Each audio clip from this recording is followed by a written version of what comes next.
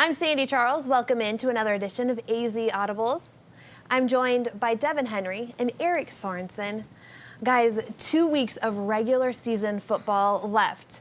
So with that being said, there's been some discussion that the 8th seed in the Open would defer and go play for a state title instead.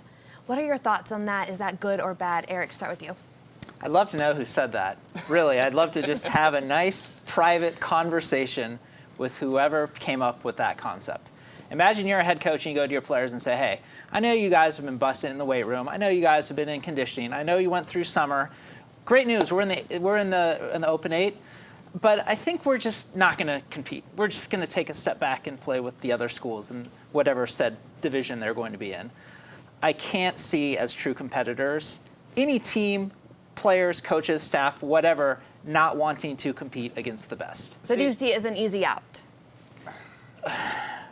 I'm almost at a loss for words. It's an easy out. And I would feel worse for the players because they're the ones that are putting in the mental, physical work, conditioning to get to that point. Mm-hmm. The goal of every team should be one of the 8 teams, not to be one of the teams that are just in the regular playoffs. And we mentioned this before the season started. If you make the Open 8, put up a banner. This is like the college football playoffs. No doubt. Put up a banner, put the year on it. We were one of the best 8 teams in the state. To that point, I know the fear of, man, I don't want to get just railed over by Chandler.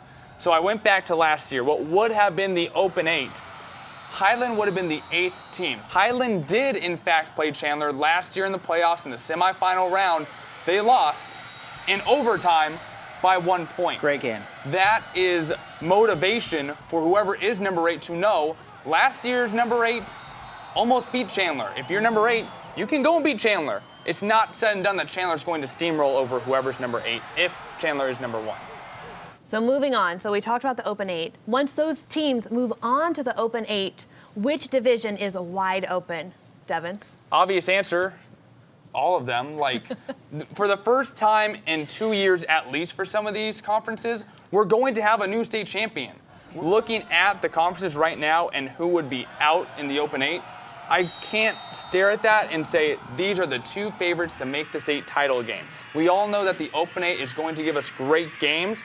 I think that those 3 conferences combined are going to give us more great games. I'm almost more excited to watch these 3 conference playoffs than the Open 8.